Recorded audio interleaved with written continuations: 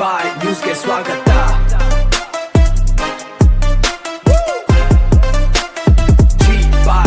ವಿದ್ಯುತ್ ನಿಗಮವನ್ನು ಖಾಸಗೀಕರಣ ಮಾಡಬಾರ್ದು. ನಮ್ಮ ವಿರುದ್ಧ ಕೂತ್ಕೊಳ್ಳಿ, ದಯವಿಟ್ಟು ಯಾರೇ ಪ್ರತಿಭಟನೆ.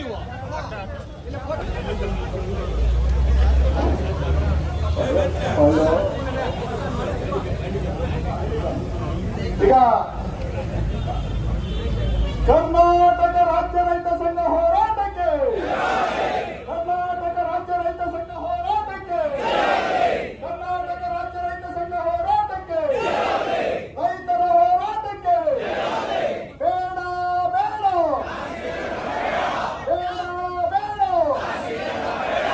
ಹೋರಾಟ ಹೋರಾಟ ಹೋರಾಟ ಹೋರಾಟ ತೊಲಗಲಿ ತೊಲಗಲಿ ತೊಲಗಲಿ ತೊಲಗಲಿ ಬೇಕೇ ಬೇಕು ಬೇಕೇ ಬೇಕು ಬೇಕೇ ಬೇಕು ಎಲ್ಲಿವರೆಗೂ ಹೋರಾಟ ಎಲ್ಲಿವರೆಗೂ ಹೋರಾಟ ಎಲ್ಲಿವರೆಗೂ ಹೋರಾಟ ಬೇಕೇ ಬೇಕು ಬೇಕೇ ಬೇಕು ಕರ್ನಾಟಕ ರಾಜ್ಯ ರೈತ ಸಂಘ ಹೋರಾಟಕ್ಕೆ ಬೆಸ್ಕಾಂ ನೌಕರರ ಬೇಡಿಕೆ ಈಡೇರಲಿ, ಬೆಸ್ಕಾಂ ನೌಕರರ ಬೇಡಿಕೆ ಈಡೇರಲಿ.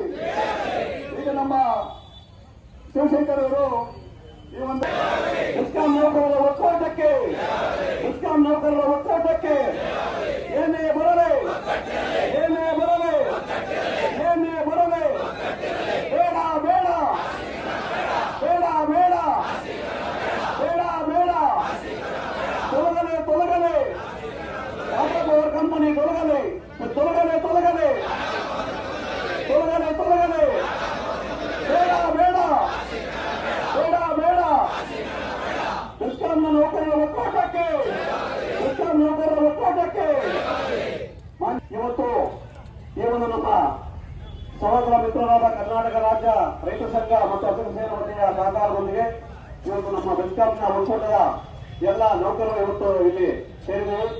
ಮಾನ್ಯ ತಹಸೀಲ್ದಾರ್ ಅವರಿಗೆ ನಮ್ಮ ಮನೆಯನ್ನು ಸಲ್ಲಿಸ್ತಾ ಇದ್ದೀವಿ.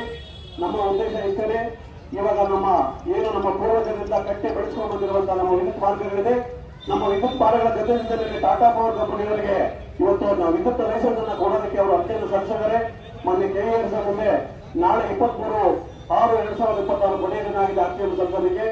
ಹಾಗಾಗಿ ನಾವೆಲ್ಲರೂ ಇವತ್ತು ಈ ಟಾಟಾ ಪವರ್ ಕಂಪನಿಗೆ ಆ ಲೈಸೆನ್ಸ್ ಅನ್ನು ಕೊಡಬಾರದು ಅಂತ ಆಕ್ಷೇಪವನ್ನು ಸಲ್ಲಿಸ್ತಾ ಇದ್ದೇವೆ, ಅದನ್ನು ವಿರೋಧ ಮಾಡ್ತಾ ಇದ್ದೇವೆ. ಕಾರಣ ಇಷ್ಟೇ, ನಮ್ಮ ಹಿರಿಯರಿಂದ ಇದು ಏನು ಕಷ್ಟಪಟ್ಟು ಲೈನ್ ನಿರ್ಮಾಣ ಮಾಡಿಕೊಂಡಿದ್ದೇವೆ. ನಿಮ್ಮ ಸೇವೆಯನ್ನ, ಅಗತ್ಯ ಪೂರ್ವ ಸೇವೆಯಾದ ಒಂದು ವಿದ್ಯುತ್ ಸೇವೆಯನ್ನ ನಮ್ಮ ಬೆಸ್ಕಾಂ ನೌಕರರು ನಾವು ನಿರಂತರವಾಗಿ ಪೂರೈಸುತ್ತಿದ್ದೇವೆ. ಈ ಒಂದು ಬೆಸ್ಕಾಂನ ಕರೆಂಟ್ ಅನ್ನೋದು ಯಾರು ಕಣ್ಣಿಗೆ ಕಾಣೋದಿಲ್ಲ.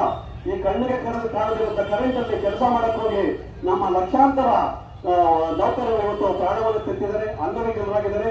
ಅವರೆಲ್ಲರೂ ಕಷ್ಟಪಟ್ಟು ದುಡಿದು ಬೆಳೆಸಿರುವಂತಹ ಸಮಸ್ಯೆಯನ್ನ ಇವತ್ತು ನಿರ್ನಾಮ ಮಾಡಕ್ಕೆ ಹೊರಟಿದೆ. ಹೀಗಾಗಿ ಯಾವುದೇ ರೀತಿಯ ಟಾಟಾ ಪವರ್ ಕಂಪನಿ ಆಗಲಿ ಅಥವಾ ಇತರ ಯಾವುದೇ ಖಾಸಗಿ ಸಂಸ್ಥೆಗಳಾಗಲಿ ನಮ್ಮ ಬೆಸ್ಕಾಂ ಜೊತೆಯಲ್ಲಿ ಕೆಲಸ ಮಾಡಕ್ಕೆ ಅವಕಾಶ ಮಾಡಿಕೊಡಬಾರದು. ನಮ್ಮ ನೌಕರರ ಒಂದು ಹಕ್ಕು ಬೇಡಿಕೆಗಳೇನಿದೆ, ನಮ್ಮ ನೌಕರರಿಗೆ ಯಾವುದೇ ರೀತಿಯ ಸಮಸ್ಯೆ ಆಗದಾಗೆ ಮಾಡಬೇಕು. ಜೊತೆಗೆ ನಮ್ಮ ರೈತ ವರ್ಗದ ಜನರಿಗೆ ಯಾವುದೇ ರೀತಿಯ ಸಮಸ್ಯೆ ಆಗಬಾರದು. ಯಾವುದೇ ರೀತಿಯ ಖಾಸಗೀಕರಣ ಕಂಪನಿ ಒಂದು ಎಂಟ್ರಿ ಆದಂತಹ ಒಂದು ಪಕ್ಷದಲ್ಲಿ ಅದರ ಉದ್ದೇಶ ಲಾಭ ಮಾಡಿಕೊಳ್ಳುವುದಾಗಿರುತ್ತದೆ. ಯಾವುದೇ ರೀತಿಯ ಸಾರ್ವಜನಿಕ ಸೇವೆ ಮಾಡುವಂತಹ ಉದ್ದೇಶ ಅವರಿಗೆ ಇರೋದಿಲ್ಲ. ಯಾವುದೇ ಒಂದು ಸಾಮಾಜಿಕ ಸೇವೆಯಲ್ಲಿ ತೊಡಗಿಕೊಳ್ಳಬೇಕಾದ್ರೆ ಅದು ನಮ್ಮ ಕರ್ನಾಟಕ ಅಧೀನದಲ್ಲಿರುವ ಸಂಸ್ಥೆಗಳು ಮಾತ್ರ ಆಗಿರಬೇಕು.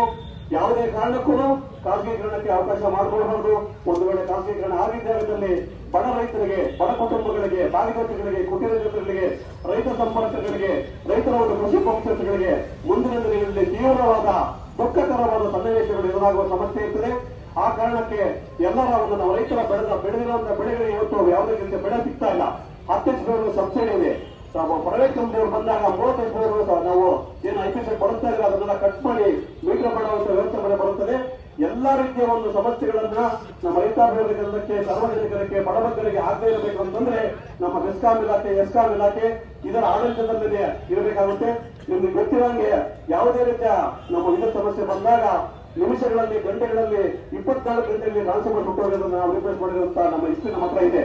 ಆದ್ರೆ ಮುಂದಿನ ದಿನಗಳಲ್ಲಿ ಪ್ರೈವೇಟ್ ಕಂಪನಿಗೆ ಹೋದಾಗ ರಾತ್ರಿ ಹೊತ್ತು ಅವರು ಕೆಲಸ ಮಾಡೋದಿಲ್ಲ. ಅವಾಗ ಎಮರ್ಜೆನ್ಸಿ ಇದ್ದಾಗ ಕೆಲಸ ಮಾಡೋದಿಲ್ಲ. ಅವ್ರ ಆಫೀಸ್ ನಿಂತರ ಇಟ್ಕೊಂಡು ಕೆಲಸ ಮಾಡ್ತಾರೆ. ಒಂದೇ ಒಟ್ಟಾರೆಯಾಗಿ ಹೇಳೋದಾದ್ರೆ ಖಾಸಗೀಕರಣ ಹ್ಯಾಂಡ್ ಓವರ್ ಆದ್ರೆ ನಮ್ಮ ಇಂದಿನ ದಿನಗಳಲ್ಲಿ BSNLಗೆ ಮತ್ತೆ ಇತರೆ ಸರ್ಕಾರಿ ಸ್ವಾಮ್ಯದ ಸಂಸ್ಥೆಗಳಿಗೆ ಯಾವ ರೀತಿ ಒಂದು ಗತಿ ಬಂತು ಅದೇ ರೀತಿ ಬೆಸ್ಕಾಂ ಮತ್ತು ಎಸ್ಕಾಂಗೆ ಬರುತ್ತೆ ಅಂತ ಈ ಸಮಯದಲ್ಲಿ ಕೋರುತ್ತಾ ತಮ್ಮ ಎಲ್ಲರ ಸಹಕಾರ ಗ್ರಾಹಕರ ಎಲ್ಲ ನಮ್ಮ ಏನು ವಿದ್ಯುತ್ ಬಳಕೆದಾರರಿದ್ದಾರೆ ಬಳಕೆದಾರರ ಸಮೇತವಾಗಿ ರೈತರ ವರ್ಗದ ಸಮೇತವಾಗಿ ಎಲ್ಲರ ಸಹಕಾರವನ್ನು ಇವತ್ತು ಕೋರ್ತಾ ಇದ್ದೀವಿ. ಈ ಮಾನ್ಯ ಕರ್ನಾಟಕ ಸರ್ಕಾರದ ಮೇಲೆ ಒತ್ತಡವನ್ನು ತಂದು KEMC ಮುಂದೆ ಸಲ್ಲಿಸಿರುವ ಅರ್ಜಿಯನ್ನ ತಿರಸ್ಕರಿಸಲು ಒಟ್ಟಾರೆಯಾಗಿ ಒಗ್ಗಟ್ಟಿನಿಂದ ಅದು ತೊಲಗುವವರೆಗೂ ನಮ್ಮ ಹೋರಾಟ ನಿಲ್ಲೋದಿಲ್ಲ ಅಂತ ಈ ಸಮಯದಲ್ಲಿ ಹೇಳ್ತಾ ಮಾಧ್ಯಮ ಮಿತ್ರರ ಮತ್ತೆ ಎಲ್ಲರ ಒಂದು ಸಹಕಾರವನ್ನು ಸಾರ್ವಜನಿಕರ ಸಹಕಾರವನ್ನ ಈ ಒಂದು ಪ್ರತಿಭಟನೆಗೆ ಕೋರುತ್ತಾ ಯಾವುದೇ ಕಾರಣಕ್ಕೂ ಪ್ರತಿಭಟನೆಗೆ ಅವಕಾಶ ಮಾಡಿಕೊಡುವಂತ ಮನವಿ ಮಾಡಿಕೊಡುತ್ತಾ ನಾನು ಮಾತಾಡಿ ಮುಗಿಸ್ತಾ ಇದ್ದೀನಿ.